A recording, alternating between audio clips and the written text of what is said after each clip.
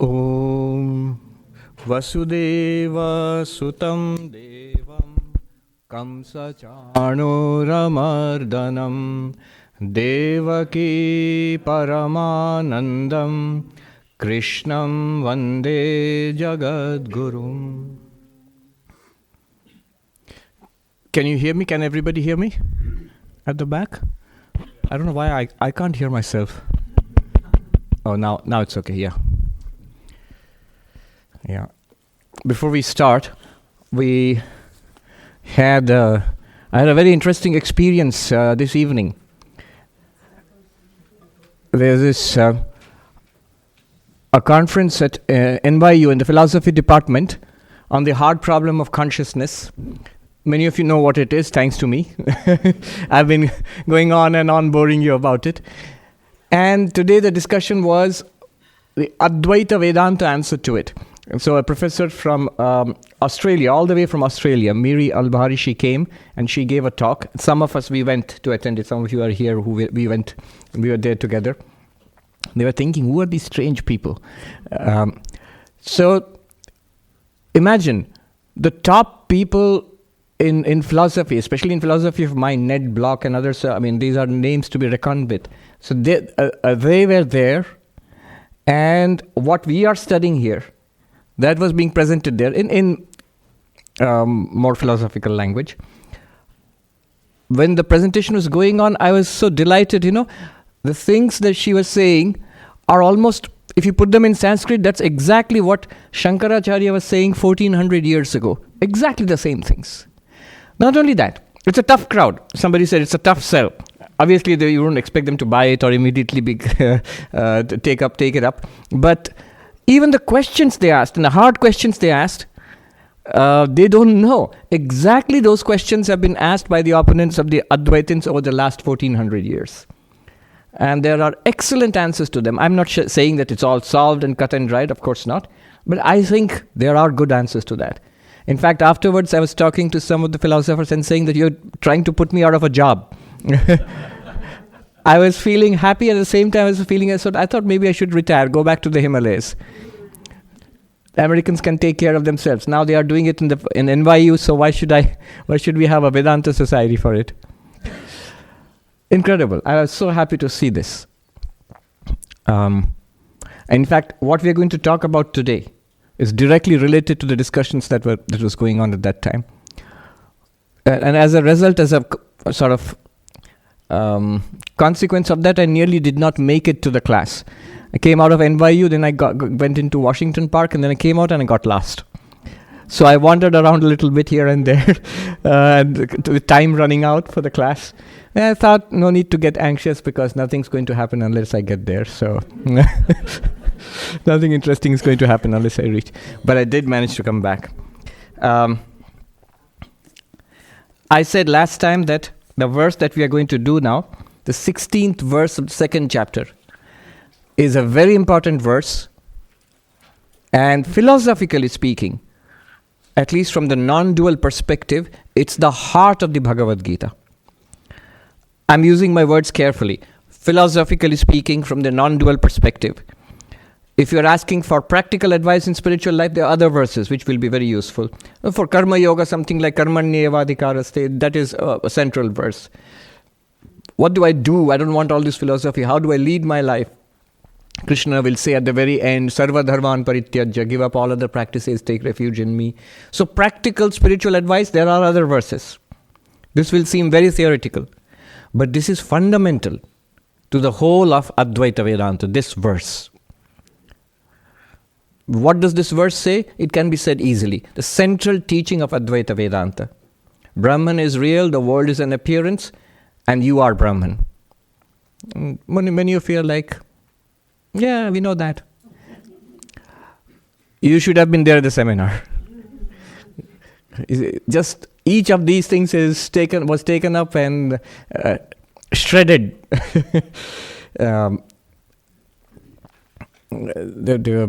For a person coming from, say, a materialist, reductionist background, this is a crazy thing to say, an incredible thing to say.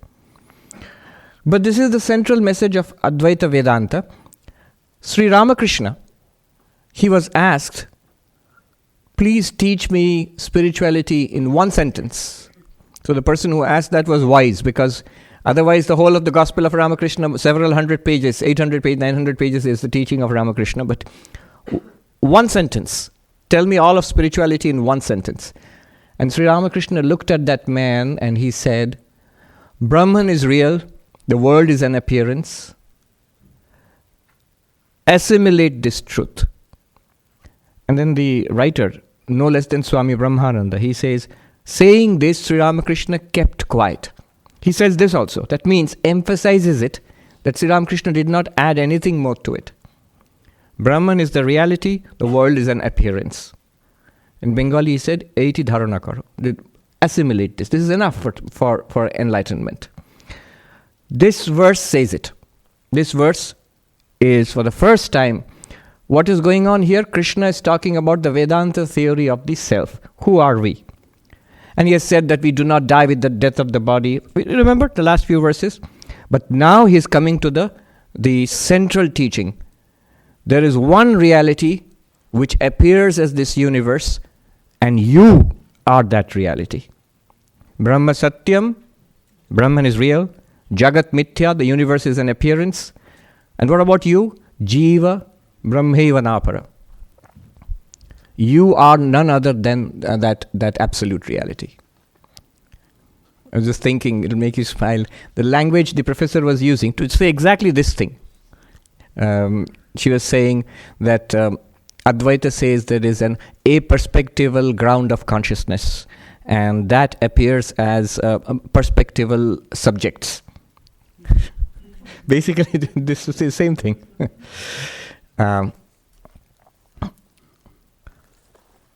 This central teaching, that has been set forth for the first time in this verse. And as you can imagine, Shankaracharya, the great teacher of Advaita Vedanta, he is very, very happy with this verse.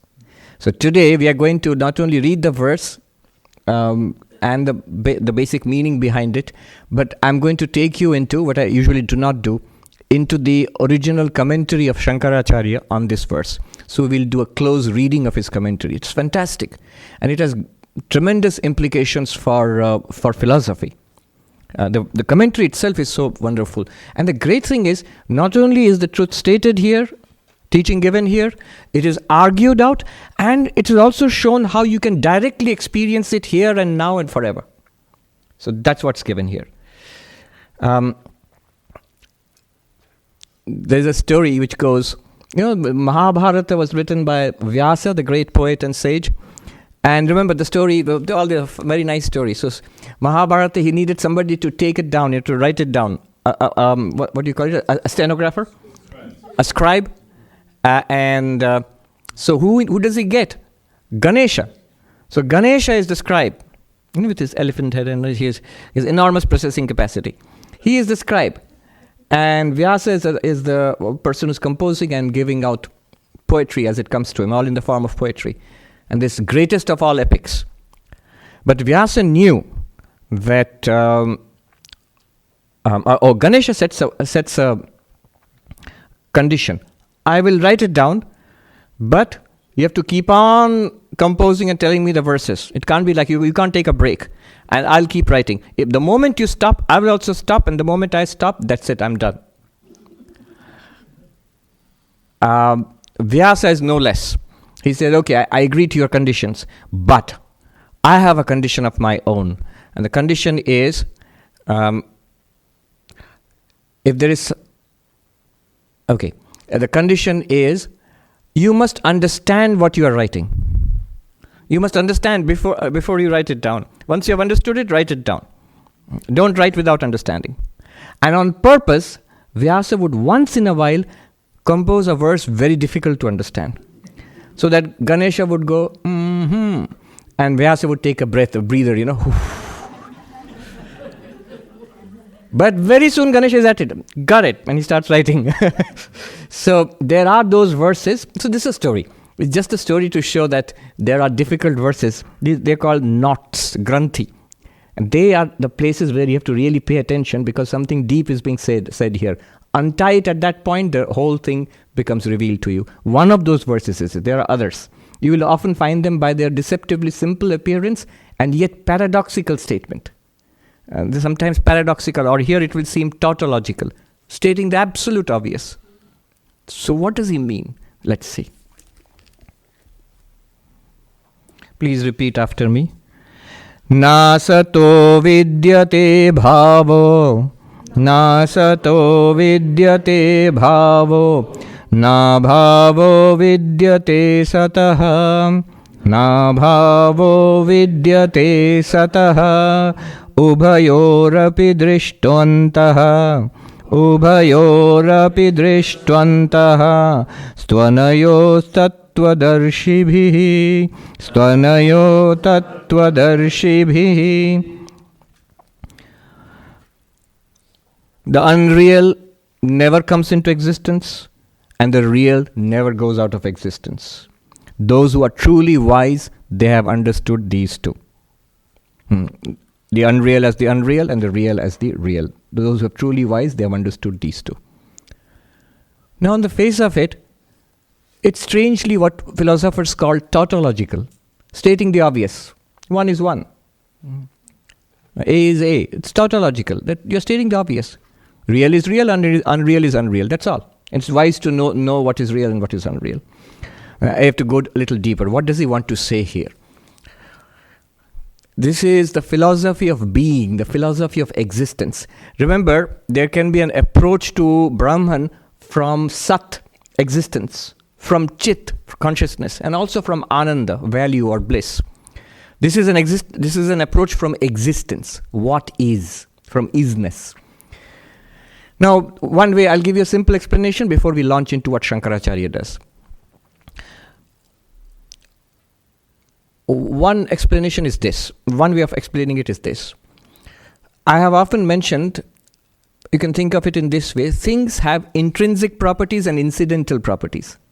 So I've often given you the example of a hot potato which is being boiled. So it's hot, but it's hot only temporarily. It was not hot to begin with, and it will not be hot a little later. It's only when you're serving it hot. Now, it gains heat and loses heat. So the heat in the potato, it's not intrinsic to the potato. It's not always hot. Where did it get its heat from? It's a borrowed heat. It got its heat from the boiling water. And the boiling water similarly is not intrinsically hot. It is hot now, but it was not hot earlier, and it will not be hot later on. That heat does not belong to the water. It borrowed it from the hot pan. Similarly, the pan. It was cold. It borrowed its heat from the fire underneath. But the fire did not borrow its heat from anywhere else. It has its intrinsic heat. Now notice what happens to the fire. As long as it is burning, it is hot. To use a very simple example, it is hot. It does not become hot and does not become cold. As long as the fire is there, it is hot. And it can lend its heat to others. So, a sign of a borrowed property, incidental property, accidental property, is that it comes and goes. The pan was cold, it became hot and lost the heat. The water became hot and lost the heat. The potato, it became hot and lost the heat. But the fire never became hot and lost the heat. Whenever it was there, it was hot. So the sign of an intrinsic property is that it does not come and go. The sign of an incidental property. You know what is meant by incidental? Not essential to the nature of the thing. It's borrowed. It comes and goes. So somebody says, in Manhattan, you don't know who's rich. Because everybody acts rich and spends a lot of money. But some, they own that money, some they're maxing out their credit cards. So only when it's repossessed, the people who have lent you money, they come to take away the stuff. Then you realize, oh, it was borrowed money. It came and went. But it does not belong to that person. Similarly about heat. Now, if this is this much, you take away this much. If there is something called an intrinsic property, it will be there always. If there is something called an accidental or incidental property, it can come and go. The sign of it being an incidental property is it comes and goes. Now, think of existence. Can existence be a property? That's a different issue altogether, because there's a lot of philosophy. We might not know it. Philosophers would immediately object. But anyway, consider existence. Suppose existence is an incidental property. I'm telling you something which is common sense, but I'm putting it in a little philosophical language. Suppose existence is an incidental property. What would happen to it? If heat is what happened to the heat in the potato or the water or the pan? It comes and goes. If existence were like that, it would come and go. When heat comes and goes, the object becomes hot and cold.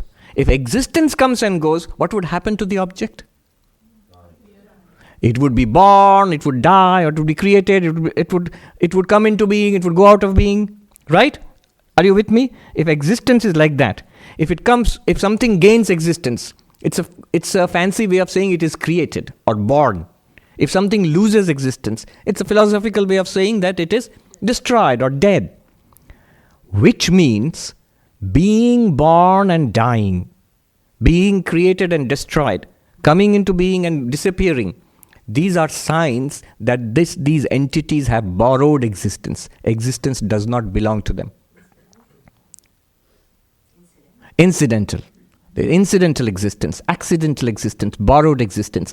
Existence does not belong to them. And what are we talking about? Just about everything in the world, including here, us, our bodies. Everything is created. Products are created, bodies are created and destroyed. The entire universe, in fact, is created in the Big Bang, and every artifact in it is created and destroyed. Every entity that we know comes into being and is lost. So they do not have existence as an intrinsic property. But suppose there is something called something which has existence as an intrinsic property. Suppose. What would happen to it? What would happen to it? It would be there always. It would never be born, never die. Just as fire, whenever fire is there, fire is hot. In the same way, if existence were an intrinsic property, then that entity would be there always. What he is saying here is, there is such a thing, which has existence as an intrinsic property. And it's you, the real you. And he will show it now. He will demonstrate it. He says it is there, it's an open secret, not exactly in front of our noses, rather we have to say behind our noses, let's say.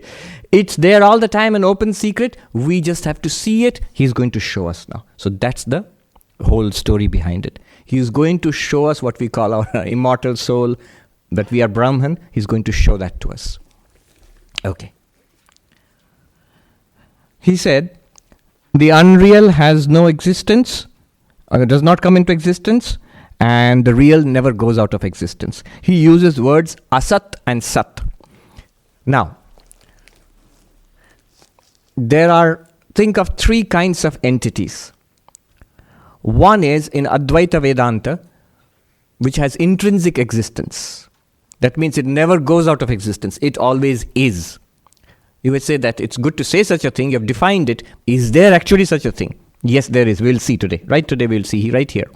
There is such a thing. And it's been within everybody's experience. Now that thing is, that ultimate reality is Brahman, is Sat. That the name for that is Sat, pure being.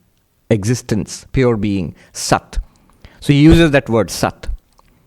We have also heard Satchidananda. Brahman is defined as existence, consciousness, bliss. So that word is used, Sat. That is the ultimate reality. The opposite of that is the absolutely unreal, which has no existence at all. So like a square circle, for example. Or the classical example they give is Bandhya Putra, the son of a barren woman. By definition, impossible. A square circle, by definition, impossible. So something that does not exist and can never appear. Does not exist, cannot appear. There's no question of it experiencing such a thing. It's a logical impossibility. But in between these two, the absolutely real and the totally unreal, in between these two, there's another category which has borrowed existence. So which comes into existence and disappears. That in-between category in Vedanta is called mithya. Things with borrowed existence, things which are not intrinsically real, they borrow their reality for a time being, mithya. What is the difference between absolutely real and this in-between category? The English translation would be the false, would be an appearance, would be false. How do you distinguish between existence, that which really exists, sat, and this mithya? Sat always exists, never goes out of existence. And the mithya is something which does not exist, yet appears to exist for a time being with borrowed existence. Where does it borrow its existence from? It borrows its existence from sat. I'll repeat. Mithya, the false, the apparent reality, for a time being it appears before us. The absolutely unreal never appears, as nobody has actually seen a square circle. But we have, this is not crazy, because we have such experiences. A mirage, water in the mirage. You see, it seems like existing there. When you go close, you see it doesn't exist. The classic example of seeing a snake in a rope. So it appears. For a moment you thought you saw it, but when you go close, it's not there. So there is a category of things which appear without existing. And for the time being, they seem to exist, and their existence is borrowed. So that category is called mithya, and Shankaracharya wants to say whatever we experience in the world is in that category. They all have borrowed existence. They do not exist by themselves. They will not exist after some time. And even when, most important, even when they seem to exist, when they seem to appear before you, right now, they do not exist by themselves. They are borrowing their existence from Sat, from Brahman. All right. How is this possible? He takes this track. See, this verse is about reality and unreality. Sat, the technical term is mithya. The word he uses for mithya here is asat. Why this has to be said is, those who have studied Vedanta, for them asat does not mean mithya. They talk about absolutely real sat, the false mithya, and the totally unreal asat. So here, asat does not mean totally unreal. This is what I wanted to point out. Here, asat means false. When you say the world is false, Shankaracharya is calling it asat here. But in Vedanta textbooks, asat means square circle, nothing. He does not mean that. So that's what has to be clear. All right. Now we know enough to go into Shankaracharya's explanation. He takes one. Yes. Is that the same as Maya? Yes. Yes. All entities which are called mithya are products of Maya. Maya presents Brahman, the Sat, the pure being, as the ever-changing world. Yeah. So therefore, everything that we see here, everything that Shankaracharya calls mithya, is Maya. In fact, it's a common phrase in India. Sab Maya hai. People will repeat it in villages. They have not gone through all this philosophy. But it's just a sort of, catchphrase. Like life is like that. So, Sab Maya, everything is Maya. Literally, it means everything is Maya.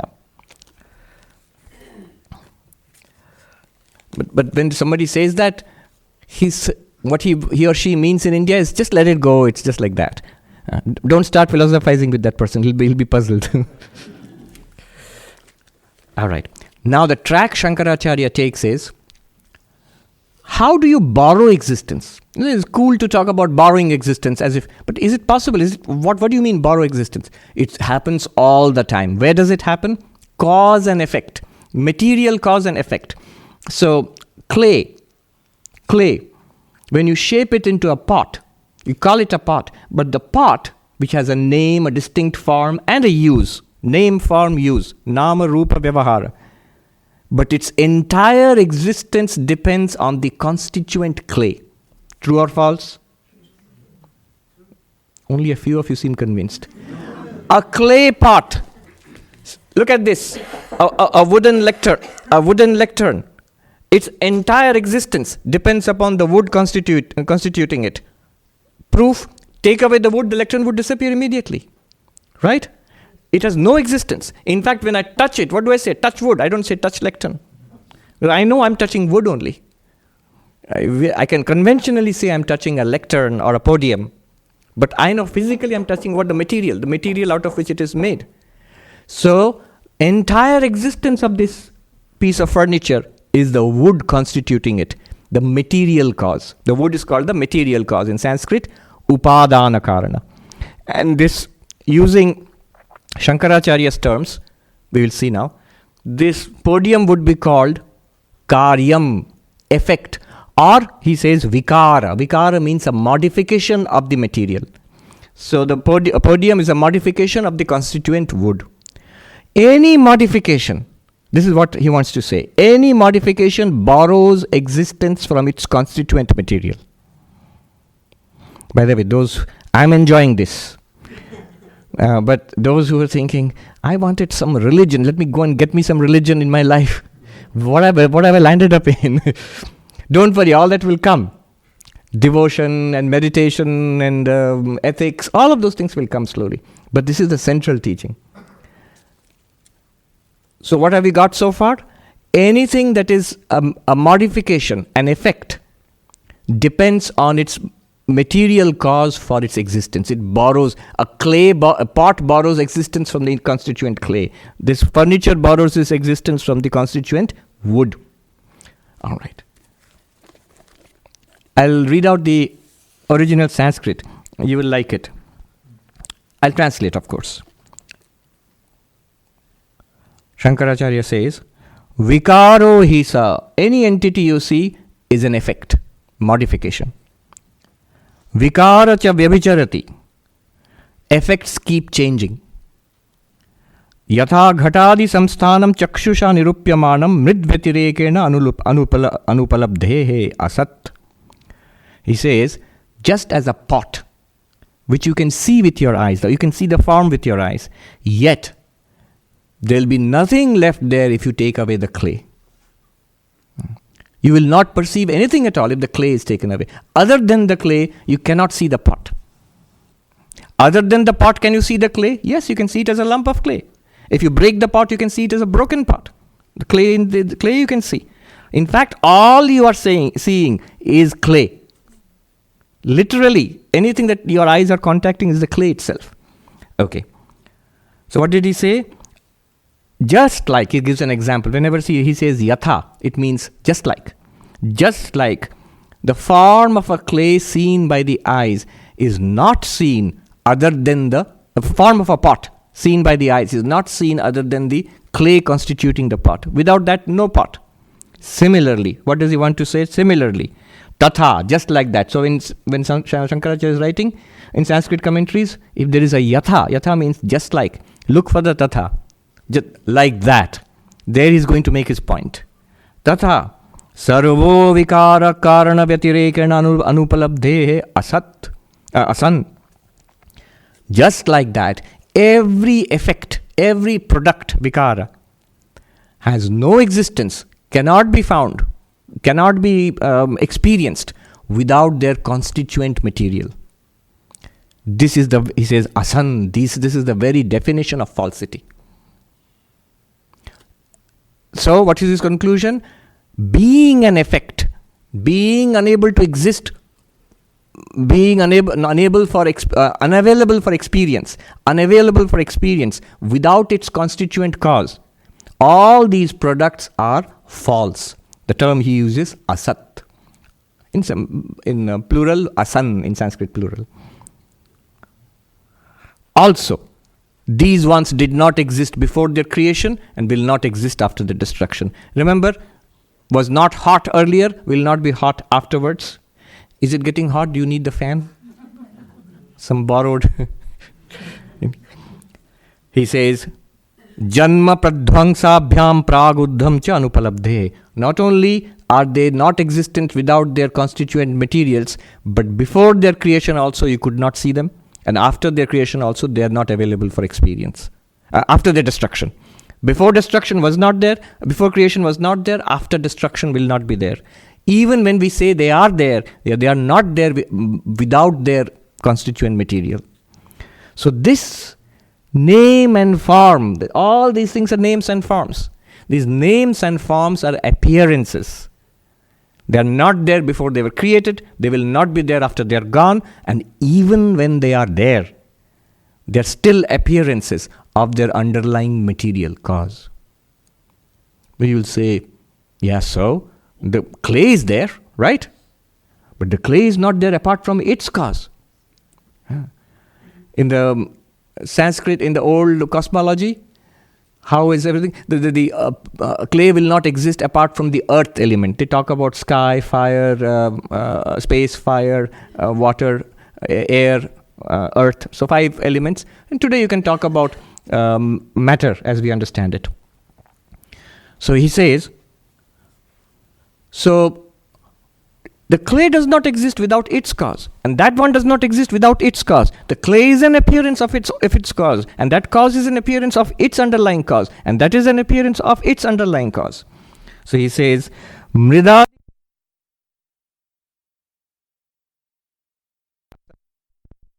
clay, etc.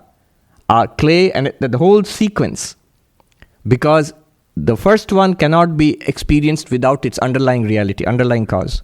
And that one cannot be experienced without its underlying substance. And so on, the whole thing becomes an appearance.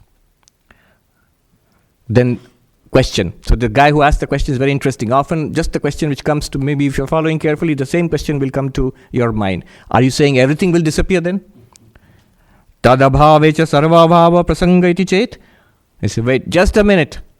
If you say that, if we do that, then we are arriving at nothingness. Is everything from A to Z an appearance? That cannot be. The whole thing must be grounded somewhere. You cannot infinitely borrow heat. It must have come from something which is intrinsically hot. Similarly, what is intrinsically existing? Shankaracharya says, no. It's not that everything is false or everything is an appearance. There is a ground reality. We are coming there now. What is the ground reality? He says, every experience you have, in every experience, a pot experience, a table experience, man or woman or sky or earth, whatever experience you have, good and bad and pleasant and unpleasant, in all the experiences, there are 2 components. This is very important. There are 2 components. What are the 2 components? There is the object of experience. It's called Vishaya. Sight, sound, smell, taste, touch. These are the objects of sense experience. And there is the experience of isness, which we ignore. You see, when you see what are you seeing? You say clock. What are you seeing now? You say book. What are you seeing now? You say hand. What Shankaracharya says, no, in each of these experiences, the 2 components are there. Clock, name and form. Clock is. So clock is one experience, and the other part of it is, it exists. It is. Do you experience it as existing or non-existing? Existing. So it goes without saying. What was your experience? Clock is. Book is. Hand is. He says, notice, the objects of experience kept changing. Clock, book, hand. The objects are different. The clock is not a book, the book is not a hand. And the objects come and go. They keep changing. Sometimes you see, sometimes you hear, sometimes you smell, taste, touch. And what you see keeps changing. How many things you have seen since the morning, throughout your lifetimes? How many things you have heard? These keep changing. But everywhere you have the continuous, unchanging experience of isness. Now, this continuous, unchanging experience of isness, very important. This is a doorway to Brahma Jnana. It is continuously available to us. Open it, walk through, Vedanta is over for you, finished right now. Yeah. Don't need anything else. But keep coming to the class anyway. Does not work for you? There are 18 chapters. There's so much Vedanta. I think enough for the next few years. So this doorway, what is the doorway? I'll repeat again. Yours, his, her, our own continuous experience of existence. You'd say, whose existence? Your existence. Could be mine, could be anything that you see. All the time we have an experience of existence. Now next he says, these two experiences we have, experience of the object and the experience of existence. Now when you experience something, the experience is in you. And what you are experiencing is out there. Common sense. I'm experiencing a clock, so I have an experience of a clock in my awareness, in my mind, and there is a clock out there. You see where this is going. So if you are experiencing a clock, and there's a clock there, and you have an experience of a clock. If you're experiencing clock is, that isness experience corresponds to an isness reality. You feel there's a clock? Here is a clock. There's a clock in your mind and a clock outside. Clock is that experience of isness in your mind, in yourself, and that corresponds to an isness outside. In every item which you see, he says, there are two experiences, the object itself and isness, and they correspond to a reality. There is an object and there is isness also. Now he says, the object keeps changing. They have borrowed existence. The sense of isness does not change. Everywhere, any experience you have the feeling of being, isness. Then that isness, which is there in every object outside, that unchanging isness is that intrinsic existence we are talking about.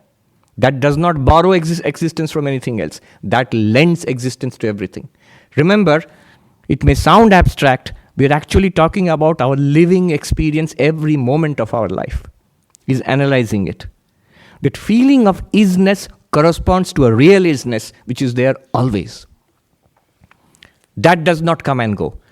So that which comes and goes, we have already defined it, asat, appearance. That does not come and go, sat, reality. What is sat, a reality? That sense of isness. Corresponding to that, there is a reality everywhere, all the time. Let's read.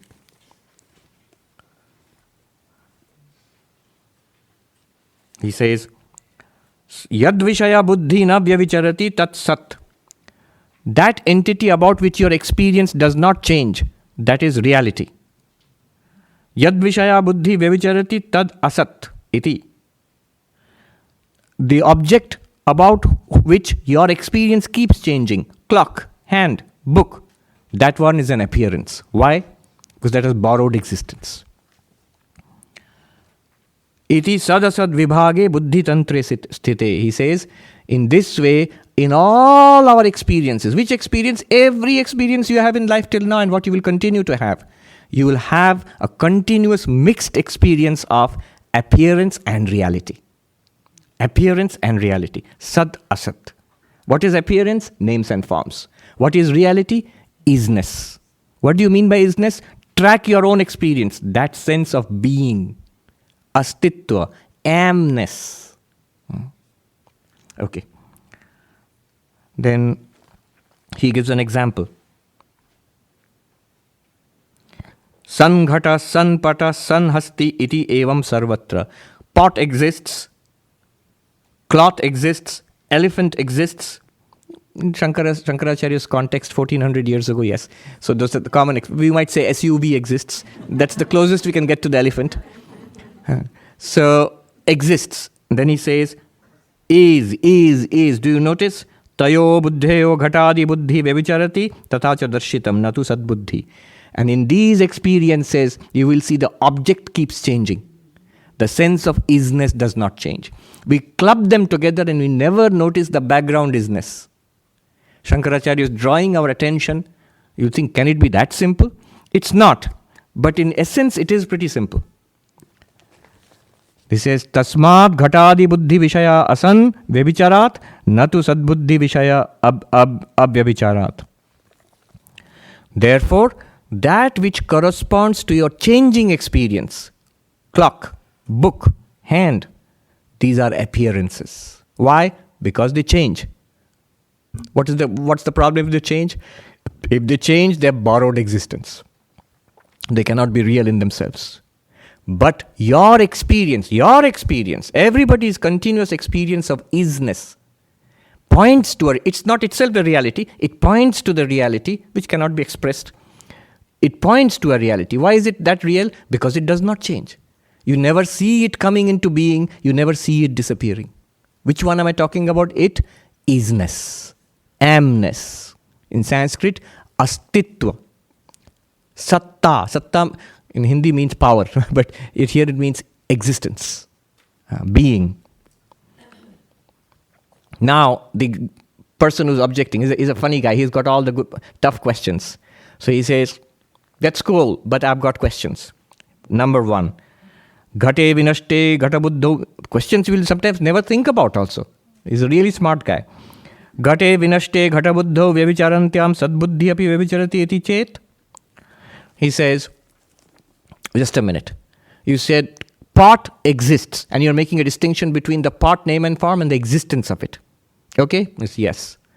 But then when the pot is broken, pot does not exist, the pot experience goes, and I say existence also is gone because pot is broken, pot is gone now. So your existence is not, what will you say? Pot is not. So your is has become is not. What do you say to that? He says, na patadau api sadbuddhi darshanat. He says, no, but you can see it in the cloth, in the elephant, that isness continues. The isness continues. It's only the pot name and form which has disappeared.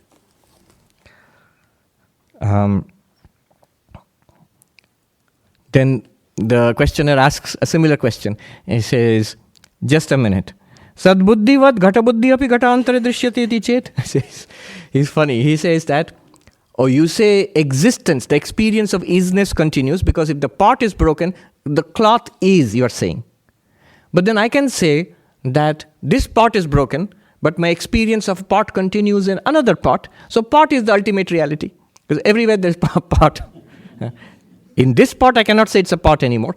But just like you said, cloth is, elephant is, I can say this, the other pot is, here is a pot, here is a pot. So pot continues. So pot is real. Pot is the ultimate reality. That will become a pot Vedanta. Shankaracharya says, na padadu adarshanat. Because you cannot see, you don't have the experience of a pot in a cloth. You don't have experience of a pot in an elephant. But you have the experience of isness in whatever exists. If you say there is something in which the experience of isness is not there, immediately it will not exist. It is not. You see? Logically speaking.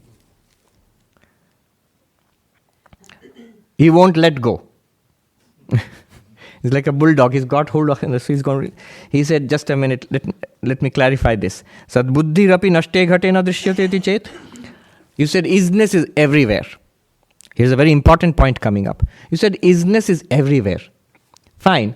But when the pot is destroyed, you said cloth exists, elephant exists, but in the destroyed pot, I don't see isness. I can no longer say pot is. That pot is gone. So there I don't see isness. Where is the isness?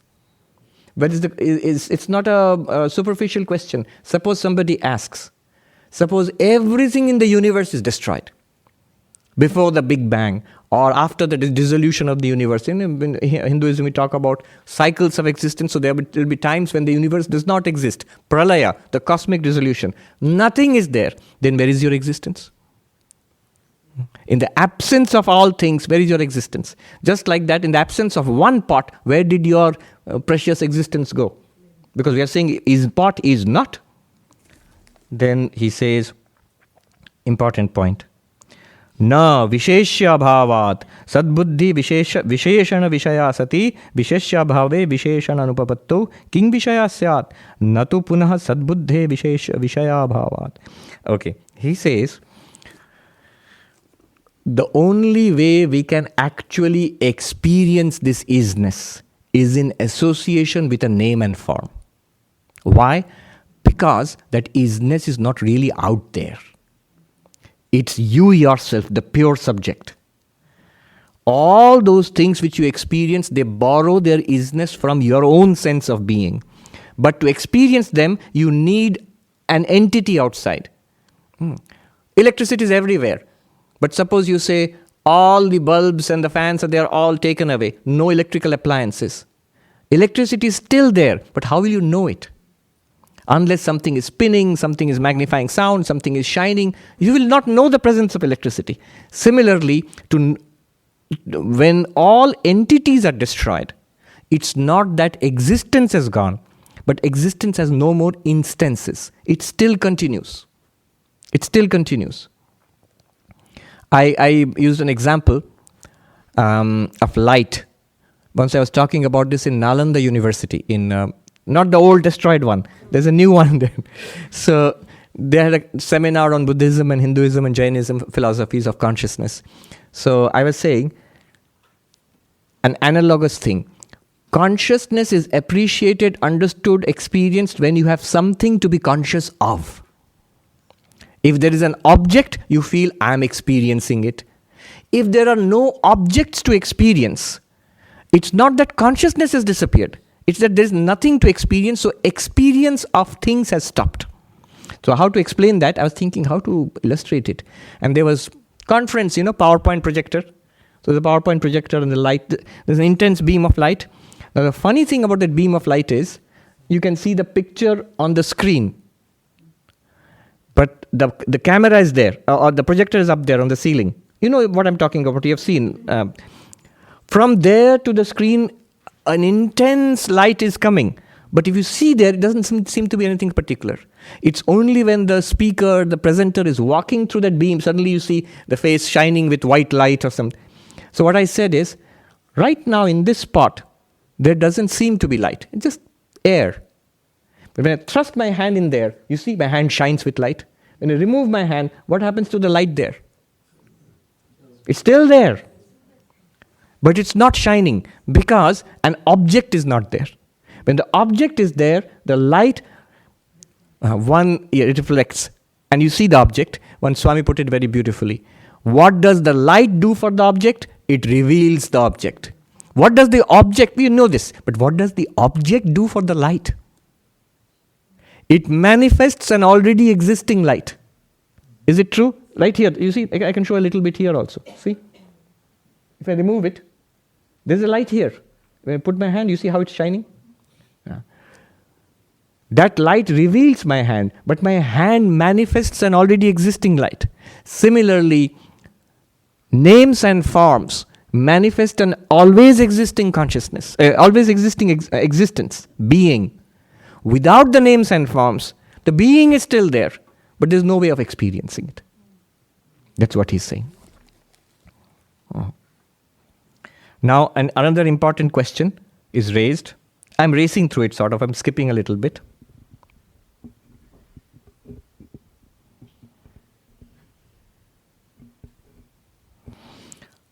So you are saying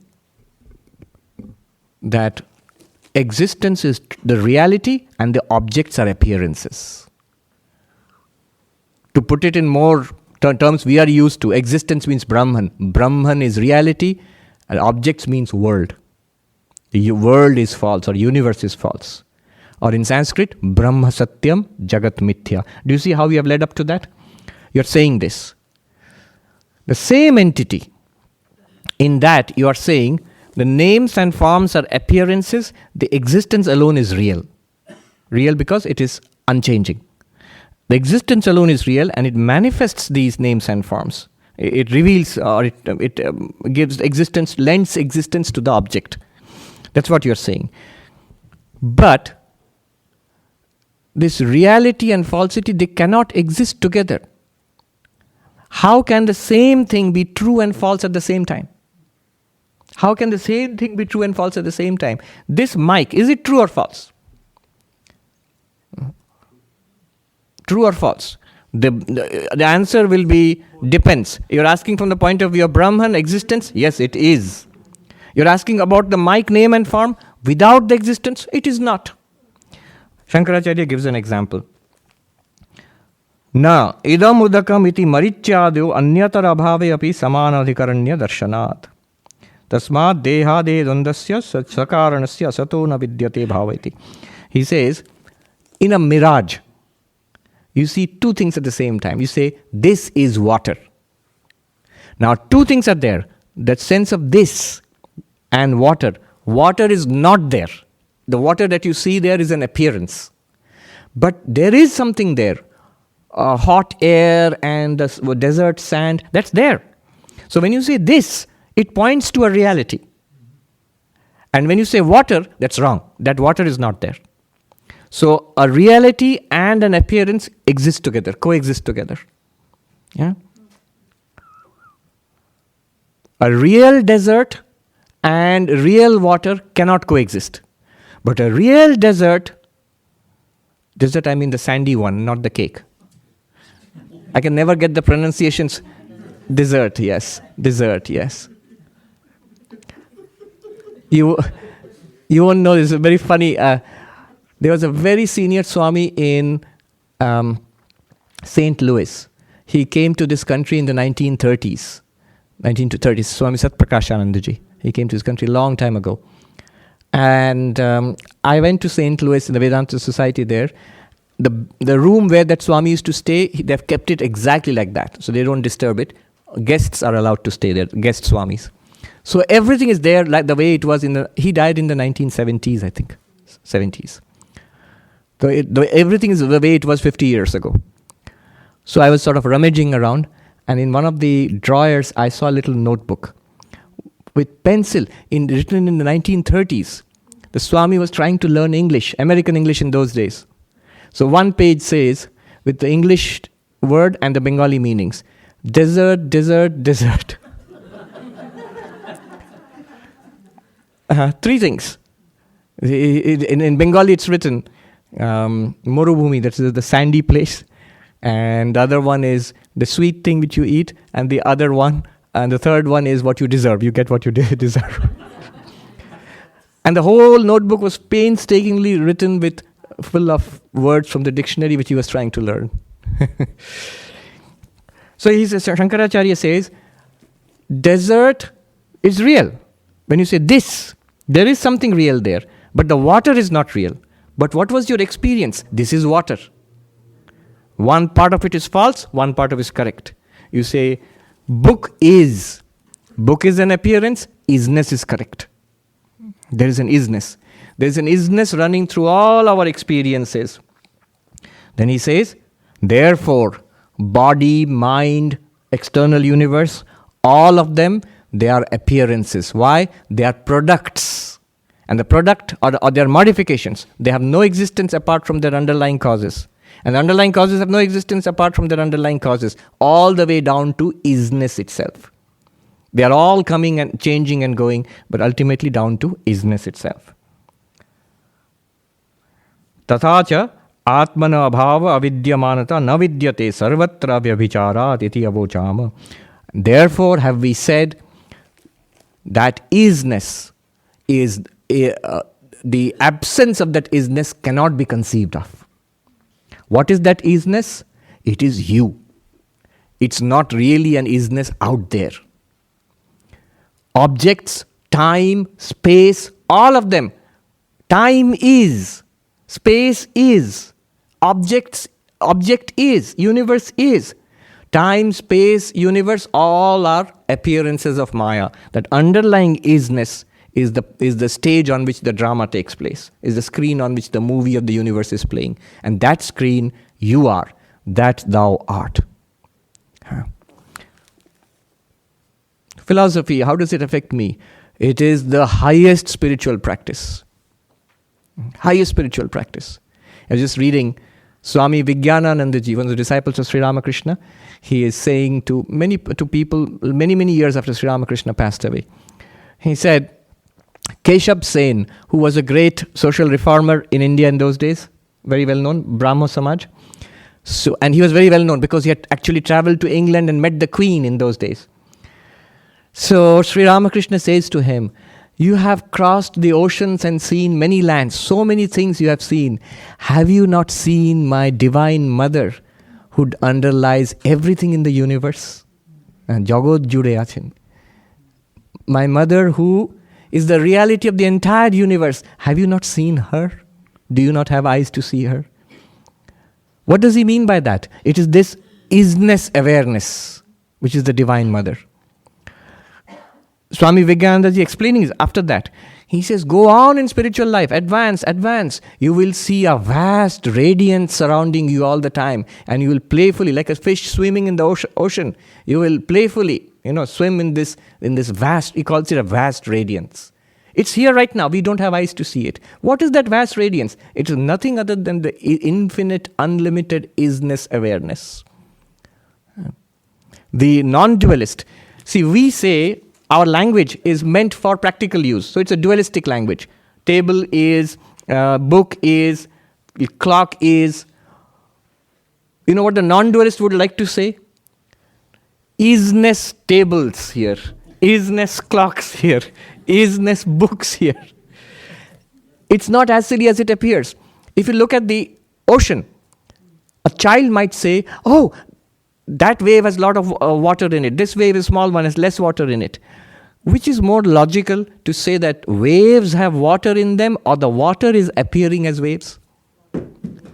Waves do not have water in them. It is the water which appears in various waves. The waves arise in water, play about in water, disappear back into water. They are names and forms and activities in water. The water is absolutely one vastness there. In the same way, like water, can you conceive of existence as an ocean? Now you see with new eyes. Look around you. See existence as an ocean in which all people, all animals, all living and non-living things, including the stars and the planets, they are all waves in this ocean of existence. Ashtavakra says, Mai ananta mahambodau vishwavichi swabhavata udetu vastamayatu name vriddhi navakshati. Now you'll understand. In me, the infinite ocean of existence, the waves of the universe arise and subside. Let the waves arise, I gain nothing thereby. Let the waves subside, I lose nothing thereby. When the waves come up in the ocean, does the ocean increase? No. When the waves subside back into the ocean, has the ocean lost any volume of water? No. In the same way, let birth come, creation come. I have not increased one bit as existence. Let defeat, humiliation, old age, disease, decay and death come and destruction come. I have not lost one bit. I'm still same existence ever. Just think about the grandness, and the claim is you can actually experience. Next he says,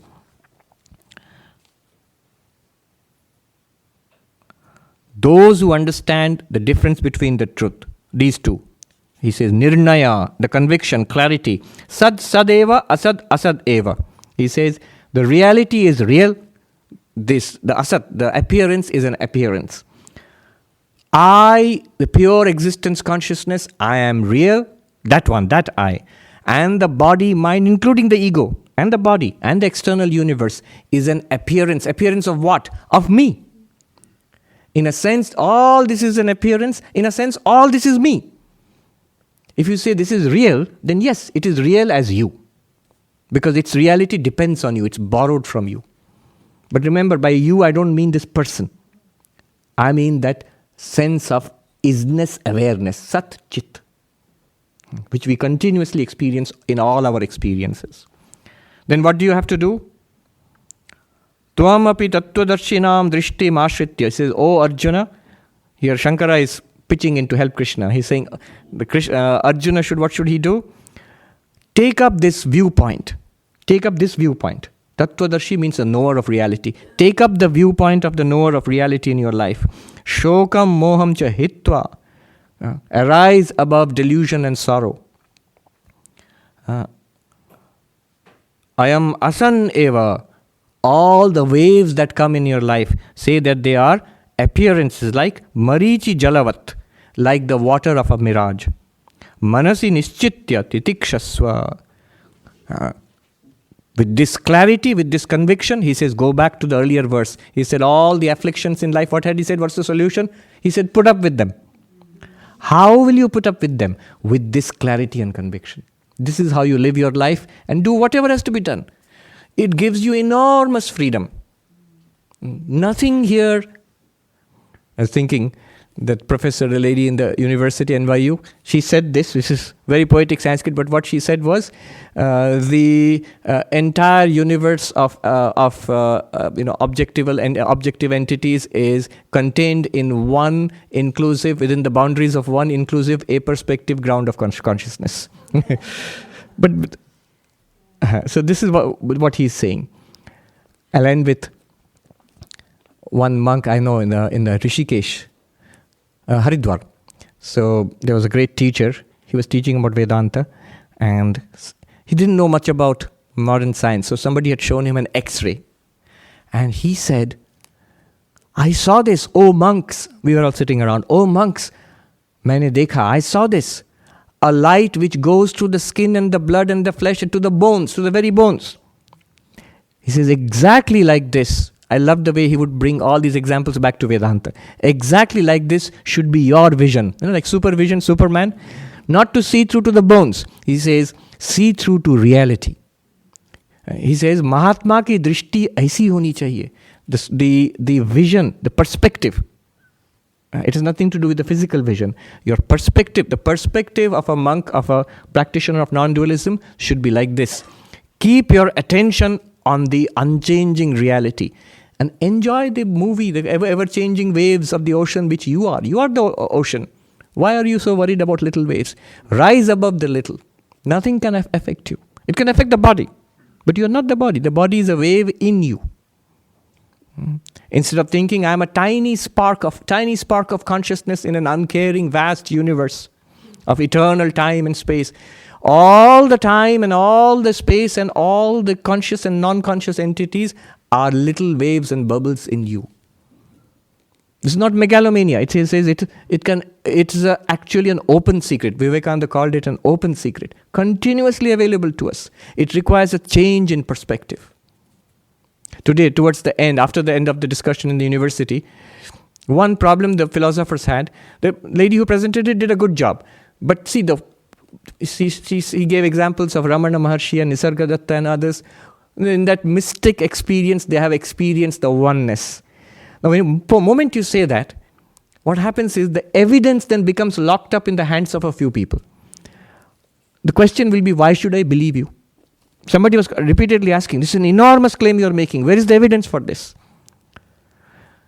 There is another approach which Shankaracharya uses here. I'm not talking about mystical experience. You will have that also. Take a completely analytical point of view. Take a completely analytical point of view. That will reveal an ever-revealed reality here. The non-dualists in the Himalayas, they say, Praptasya prapti nivrittasya nivritti. What will Vedanta do to you? What will you get from Vedanta? What you have already got. It gives you what you have already got. And what does Vedanta remove? What problem does it solve? It solves a problem that was never there.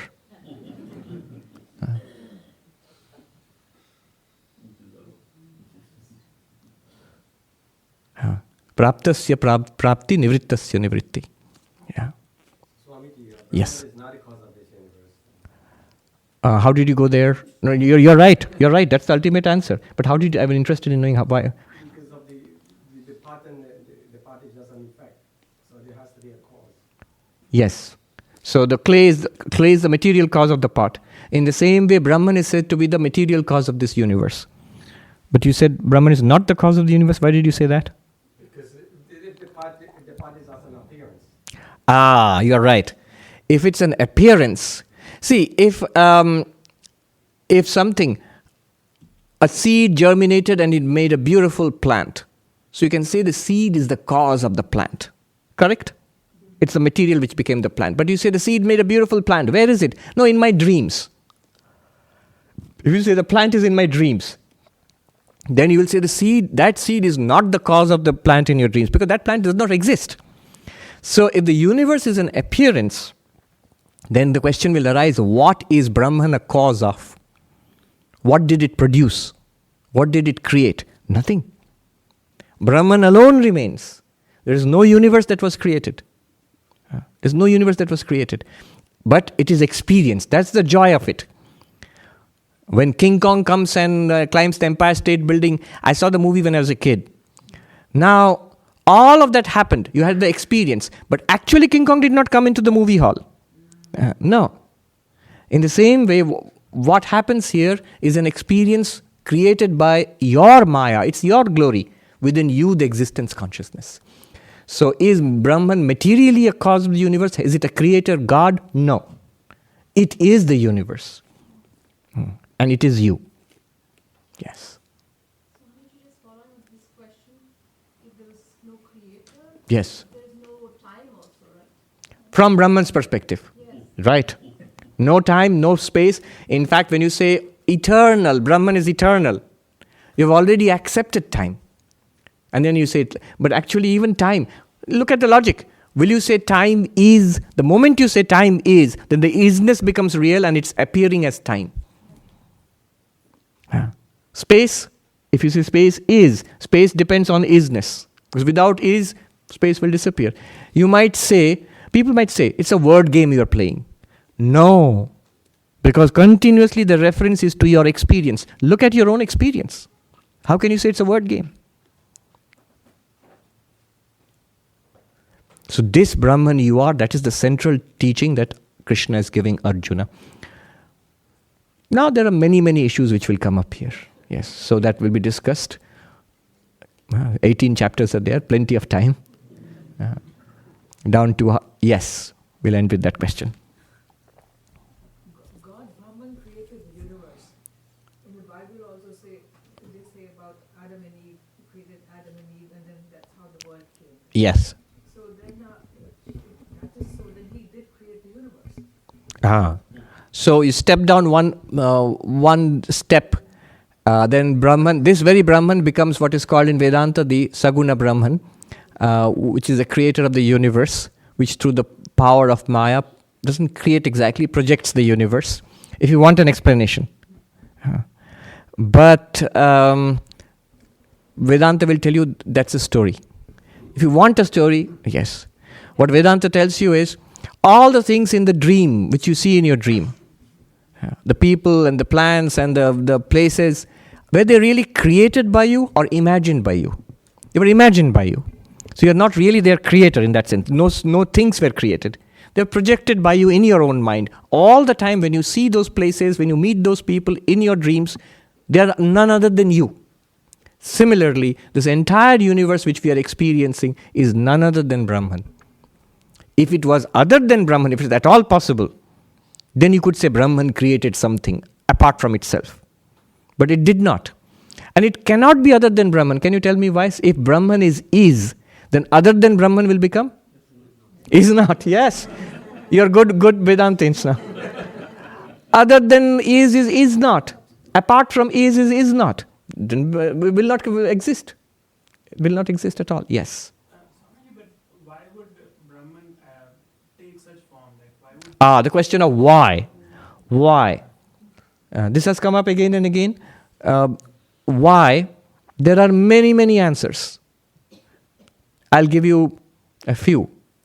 Take your pick.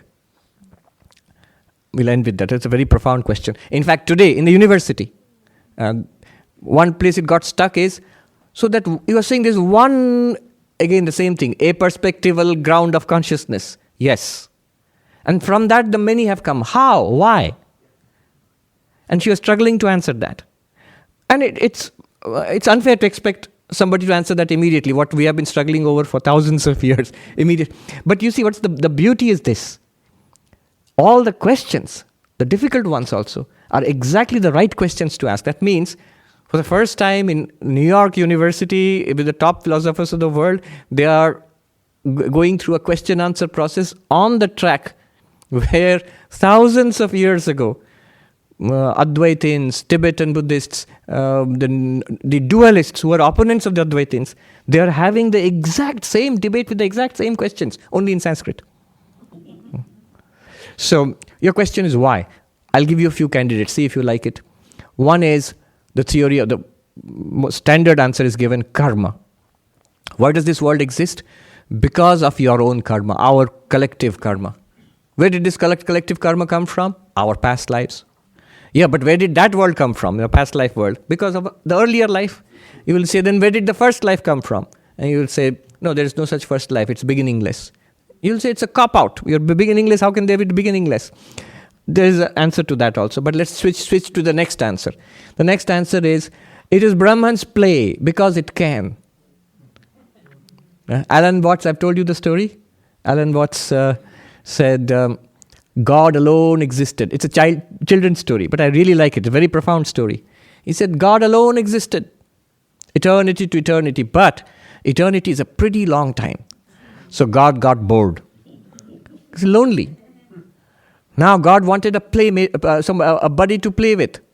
But how can God get somebody to play with? Because God is alone. There's only God. There's nothing else other than God. And there cannot be. Remember, is will become is not. So how does God get somebody to play around with? Who will be God's buddy? Then God being God, this is Alan Watts' explanation, God is awfully clever because he's God. So he's got an idea. God pretended to be not God. Now there are two. God and God pretending to be not God. So the game started. What's the game? There's God pretending to be not God. What's that? People and trees and plants and universe, stars and planets.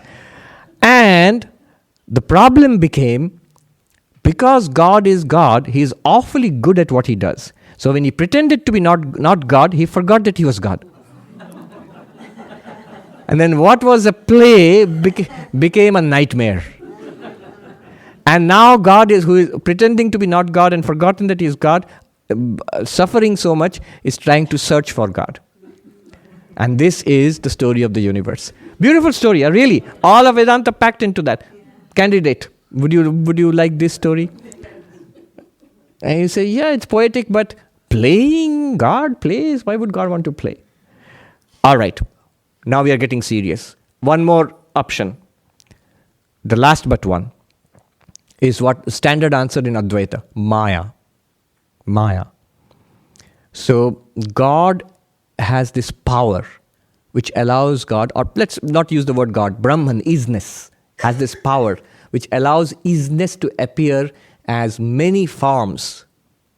Clock is, table is, sky is, earth is, water is, man is, mind is, thoughts. So Isness appears in all these forms because Isness has that power to project itself. It's like a blank screen which has the power to project movies upon itself. Consciousness can have that power. That is the nature of consciousness. Now, what is the question will arise? Then is it non-dual? How can that power? Does that power exist, or does it not? If it does not exist, you can't have the universe. If it exists, then there are two things which are isness and power is. But that power has no existence apart from isness. So it's non-dual. It's like they call it like the fire and the burning power of fire. That's an explanation. You might say, even then, why? Infinite existence could. The physicist Lawrence Krauss said, this is a children's question. They keep asking why, till the last solution is go to bed. But Vedanta does not say go to bed. It says the question itself is wrong. If you ask why Maya, the question itself is wrong. Why is the question wrong? It took me a long time to understand. Shankaracharya, Vivekananda, they all dismiss it. Question is wrong. Why is the question wrong? I can ask why. Instead of saying go to bed, there is an answer to that. Look at what you are asking. This is about causation. You are asking about cause. You are asking why Maya. But what is Maya? According to Vedanta, Maya is time, space, causation. Now suppose you ask, it's wrong because you cannot ask why. Why, when you ask why, what kind of answer will satisfy you? A cause. Why did it rain? Why is the grass wet? Because it rained. Why did it rain? Because of the clouds, and so on. So when you say why Maya, you need a because answer. Why did Brahman become the universe, or even appear as the universe? Why is Brahman even playing? If you're asking that, what answer will satisfy you? A because answer. But a because answer works only after causation. If you ask a question about causation itself, why causation? It's not a logically correct question. Why? For example, time, space, and causation. It's like asking, what is there outside space? Outside and inside are space terms. Once you have accepted space, then you can ask outside or inside. But space itself, what is outside? There's no way of... outside means some space is there outside, but no. Time, if you ask what was there before time, But before and after are time words. They make sense only when time has started. So only when causation has started, downwards, after Maya, then the question is why this thing happened, why that thing happened. But why Maya happened? Why did Brahman appear as the universe? The question itself is logically wrong. Am I making logical sense? If not psychological sense, but logical sense. It makes logical sense. Do you see? I'll make psychological sense also. Swami Trigunatitananda, he gave a beautiful answer. The same question was asked. He said, his answer is more direct, it's a really deeply spiritual answer. He said, on this side of Maya, on this side of enlightenment, we have the question and there's no answer possible. On the other side, they have the answer, but no question is there. Notice, enlightened people, anybody you consider to be enlightened, Ramana Maharshi or Nisargadatta, the lady was speaking about them, or Ramakrishna or Vivekananda, one thing have you ever noticed? Do they ever say, okay, I'm enlightened now, I'm a knower of Brahman, I'm free and all of that, but one problem still remains. Why this thing has happened? They seem to have, the question seems to have disappeared for them. We'll end here. Om Shanti Shanti Shanti Hari Om Tat Sat Shri Ram Krishna Arpanamastu. In fact, the answer that lady gave, the professor, was the final answer, which I did not mention. I'll just quickly mention it to you. Gaudapada in Mandukya Karika, he considers all these answers, why Brahman is appearing as the universe. And he rejects them all, including the Maya. And then finally he comes to Devasya Esha Swabhavayam. This is the very nature of the Shining One. There is no doubt that Isness is there. That's the reality. And there's no doubt we are experiencing this variety. So that Isness is shining forth in all these ways. It's the very nature of that. This is not what she said. She said in this way. She said, this question comes because we think of that reality as an emptiness.